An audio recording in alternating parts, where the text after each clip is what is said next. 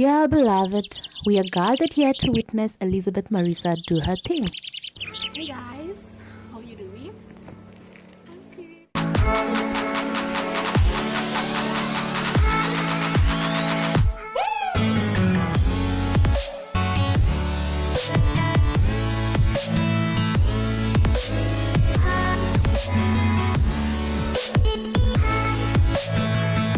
Hey yo, welcome back to my channel.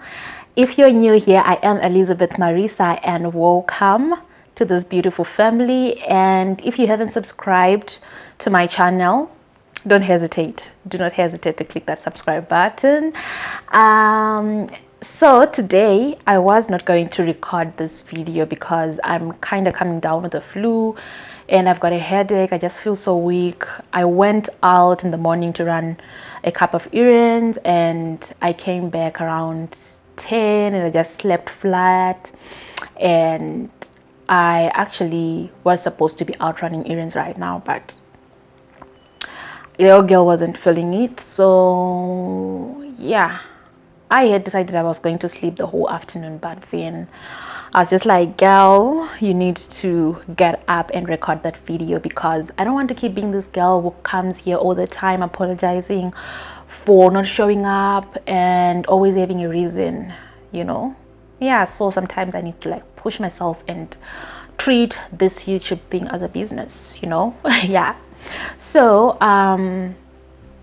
today, as I promised in my last video, oh, by the way guys, thank you so much for all your comments on my last video.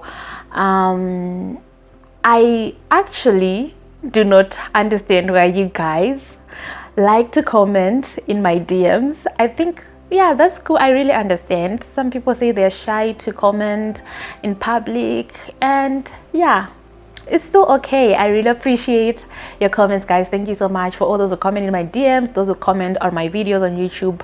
I really appreciate you all so much. Thank you so much also for the likes. Thank you for watching. And yeah, so getting into today's video, I said, like I promised in my last video, that I was going to share about what I learned in the season of sickness that I was in, when I was talking about finding purpose in your pain. So when I was talking about that song, the testimony by Dunsin, he was saying that if you do not find purpose in your pain, then there won't be any reason why God would have let you go through that pain. So it really got me thinking and it had me look back at my life, and rather at this whole period of pain that I was in, and I really tried to understand and look into what I've learned in the process. So the first thing that happened to me was I developed a culture of reading.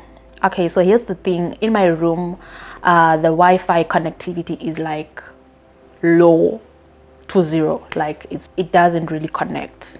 So if I'm in my room, it means that most of the times I'm off social media.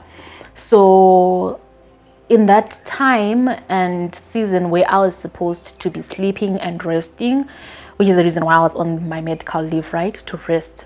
So most of the times I'll find myself in my room sleeping or just relaxing.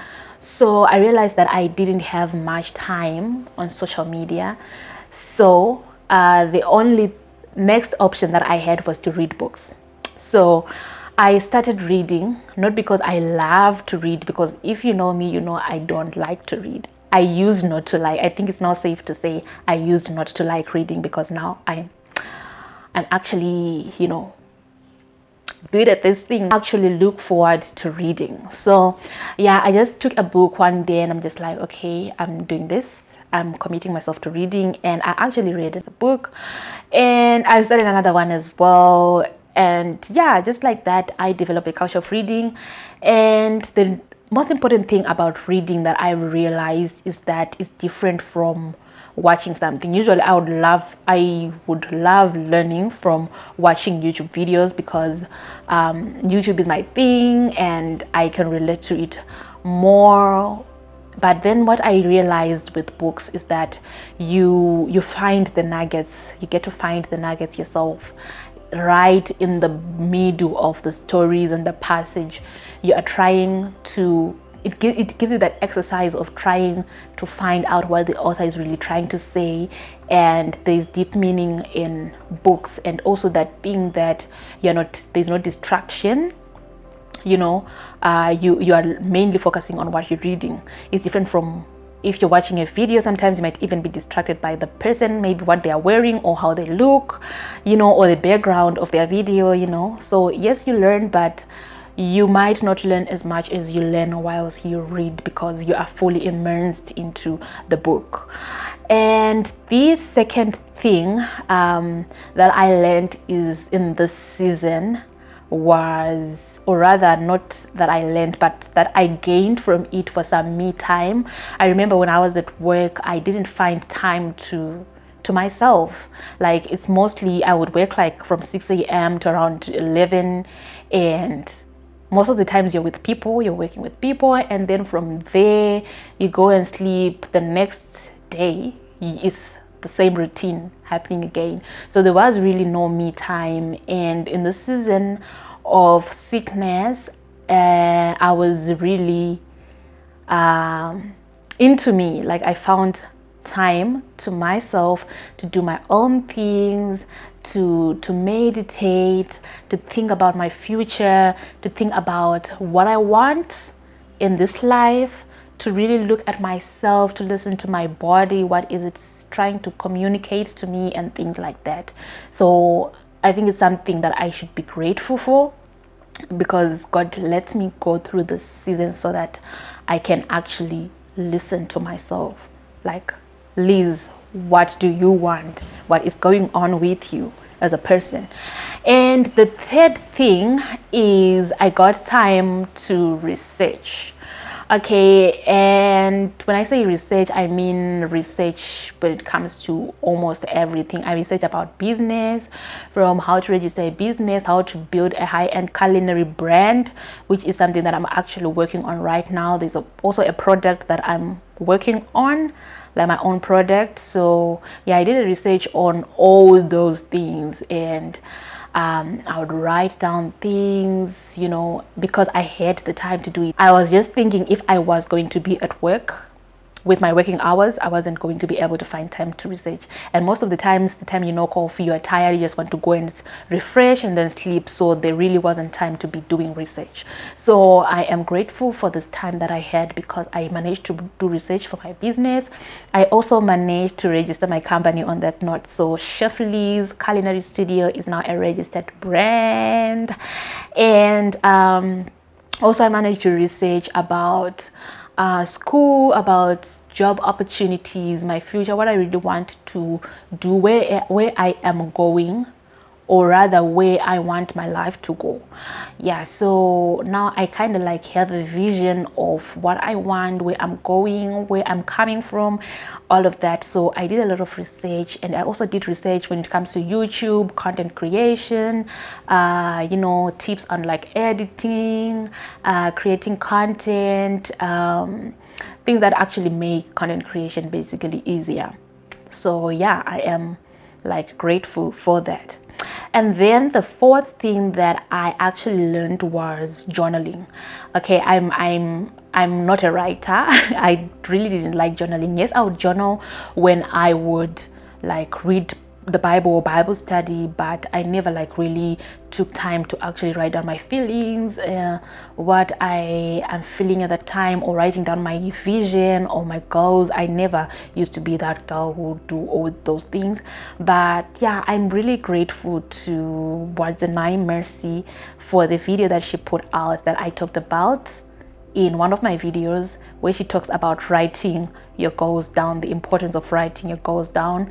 And that's when she talks about the video of Steve Harvey, where he was talking about writing your 300 dreams for the year. And I actually looked for the video, and he was actually saying that you should take a piece of paper and write down your 300 dreams for that year, and you realize that by the end of the year 30%, at least 30% of those things you'd have accomplished them. And now I'm realizing that from the list that I wrote for my goals, I have accomplished 4 of the things already, and I'm really grateful about that. So there really is power in writing your goals down. It will help you like to keep track of what God is doing in your life, and you actually see that there's some progress that is happening. So I really am grateful for journaling, because it's something that that I now value and realize that it's really important to write your dreams, write your goals, write your feelings, write your successes, write your joys, everything. Just write it down, expressing yourself in form of writing. It also helps you to just, when you go back and read those things, you just look at yourself and say, okay, this is me, this is what I want. These are the things that I like. It's like you're looking at yourself in someone else's eyes, and it like helps you to know yourself in that sense. Okay, so the 5th and last thing that I did in the season was to plan content.